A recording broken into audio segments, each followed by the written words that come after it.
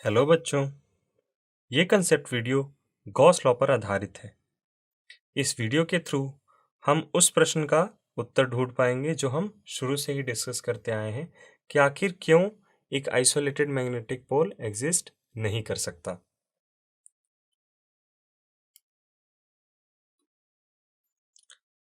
इस डायग्राम को ध्यान से देखें। ये एक इलेक्ट्रिक डाइपोल का डायग्राम है। अब ये दिखाने के पीछे मेरा उद्देश्य आपका ये है कि जब हमने इलेक्ट्रोस्टैट्स में गॉस लॉ पढ़ा था तो जो सारे फंडामेंटल कंसेप्ट्स आपने सीखे थे वो आप यहाँ पे भी अप्लाई करें। रीजन वन, नीचे दिए गए रीजन वन और रीजन टू, ये दोनों ही रीजन दो डिफरेंट गॉसियन सरफेस को रिप्रेजेंट करते हैं।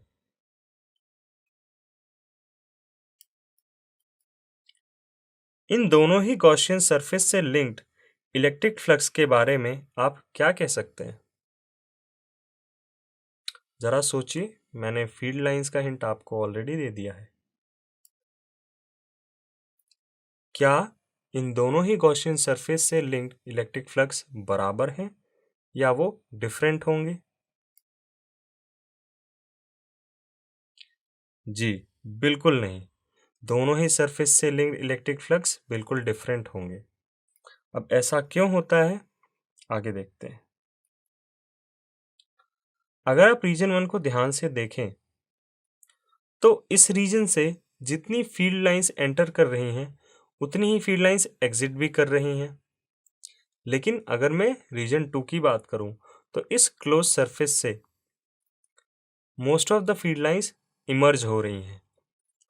इसका मतलब ये है कि इस सेकेंड रीजन वाली गॉसियन सरफेस से लिंक्ड इलेक्ट्रिक फ्लक्स ज़ीरो नहीं होगा, जबकि अगर हम फर्स्ट सरफेस से लिंक्ड इलेक्ट्रिक फ्लक्स की बात करें तो वो ज़ीरो होगा। इसका दूसरा इंटरप्रिटेशन यह भी है कि रीजन टू एक पॉजिटिव चार्ज इनक्लोज कर रहा है, जबकि फर्स्ट रीजन में दिया गया गॉसियन सरफेस किसी भी तरह का चार्ज इनक्लोज नहीं कर रहा है। फ्लक्स की चार्ज पे इस डिपेंडेंसी को अगर हम मैग्नेटिज्म के संदर्भ में जानें तो वो चार्ज की जगह हम मैग्नेटिक मोनोपोल्स की बात करेंगे। मैंने आपको पहले ही हिंट दे दिया है और आगे मैं आपसे प्रश्न पूछता जाऊंगा। किसी भी गॉसियन सरफेस से लिंक्ड अगर आपको मैग्नेटिक फ्लक्स निकालना हो तो तरीका बहुत ही आसान है। आप एक एलिमेंट एरिया चूज करिए, जैसा कि मैंने यहाँ पे चुना हुआ है। ये जो मेरा छोटा सा एलिमेंटल एरिया है जिसका मैग्नीट्यूड है डेल्टा एस, और ये वेक्टर साइन ये रिप्रेजेंट करता है कि ये एक वेक्टर क्वांटिटी है। जी हाँ, यानी कि जिस भी पॉइंट पे आप फ्लक्स निकालना चाहते हैं उस पॉइंट के आसपास के रीजन का एरिया, यानी वो जो एलिमेंटल एरिया जो आपको इस ब्लू कलर से दिखाई दे रहा है, multiplied by the unit vector. जी हाँ, क्योंकि हम जो थीटा एंगल मेजर करेंगे आपके यूनिफॉर्म एक्सटर्नल मैग्नेटिक फील्ड और आपके एरिया वेक्टर के बीच, उसके लिए इस नॉर्मल का होना बहुत ज़रूरी है। तो किसी भी सरफेस से लिंक्ड मैग्नेटिक फ्लक्स को निकालने के लिए हम इस फॉर्मूले का प्रयोग करेंगे, be uniform magnetic field intensity dot delta S. तो ये आपके एरिया वेक्टर और मैग्नेटिक फील्ड इंटेंसिटी वेक्टर, इन दोनों ही चीज़ों का डॉट प्रोडक्ट होगा। अब बात करते हैं मैग्नेटिक फ्लक्स की। तो यहां पर भी मैं आपसे वही काम करवाऊंगा जो मैंने इलेक्ट्रिक डाइपोल के केस में करवाया। रीजन वन और रीजन टू, आप फिर से नीचे रीजन वन दिया हुआ है, ऊपर रीजन टू दिया हुआ है। आप इन्हें ध्यान से देखें, ऑब्जर्व करें और मुझे बताएं कि इन दोनों ही गॉसियन सरफेस से लिंक्ड मैग्नेटिक फ्लक्स कितना होगा।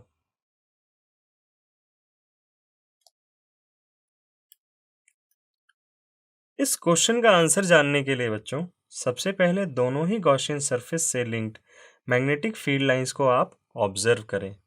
देखें कि किस रीजन में मैग्नेटिक फील्ड लाइंस कम है, ज़्यादा है, या वो किस तरह से एंटर कर रहे हैं, एग्जिट कर रहे हैं।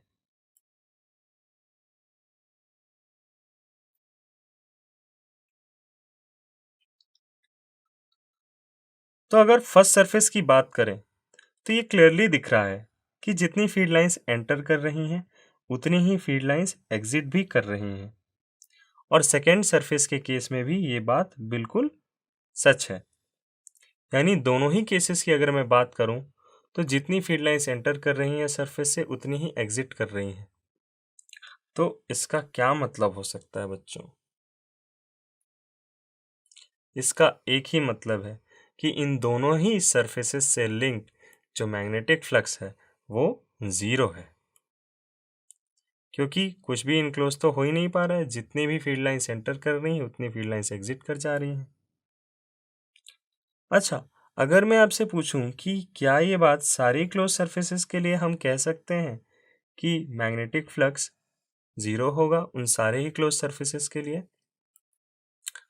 वेल, जी हाँ, हम ऐसा कह सकते हैं। गॉस लॉ ऑफ मैग्नेटिज्म इसी बात का एक्सप्लेनेशन है कि किसी भी क्लोज सरफेस के through net magnetic flux zero होगा। अब इन दोनों केसेस पे एक एक करके नज़र डालते हैं। अगर हम इलेक्ट्रोस्टैट्स की बात करें तो किसी भी क्लोज सरफेस से लिंक फ्लक्स अगर नॉन ज़ीरो है, इसका मतलब ये है कि वो कुछ अमाउंट का चार्ज ज़रूर एनक्लोज कर रहा होगा अपने अंदर। अगर वो किसी तरह का चार्ज एनक्लोज नहीं कर रहा है तो ये देखिए गॉस लॉ का इक्वेशन है, ये क्लियरली हमें बताता है कि अगर चार्ज एनक्लोज ज़ीरो होगा तो उस क्लोज सरफेस से लिंक फ्लक्स भी ज़ीरो होगा। उसी तरह से किसी गॉसियन सरफेस से लिंक मैग्नेटिक फ्लक्स अगर नॉन ज़ीरो हुआ तो वह भी कोई मोनोपोल एनक्लोज करेगी। लेकिन हम ये जानते हैं कि किसी भी क्लोज सरफेस के लिए नेट मैग्नेटिक फ्लक्स ज़ीरो होता है, ये हमने अभी अभी मालूम किया है। यानी कि किसी भी तरह के मोनोपोल को एनक्लोज करने की कोई संभावना ही नहीं है। तो इससे यह सिद्ध होता है, ये प्रूफ होता है बच्चों कि मोनोपोल्स एग्जिस्ट नहीं कर सकते। क्योंकि अगर मोनोपोल्स एग्जिस्ट करते हैं या अगर वो करेंगे, एक हम हाइपोथेटिकल केस ले भी लें, तो उस हिसाब से मैग्नेटिक फ्लक्स क्लोज सरफेस के लिए नॉन ज़ीरो आना चाहिए। लेकिन उनकी प्रॉपर्टीज़ की वर्च्यू के कारण वो कभी भी नॉन ज़ीरो नहीं आता, वो हमेशा ज़ीरो आता है किसी भी क्लोज सरफेस के लिए।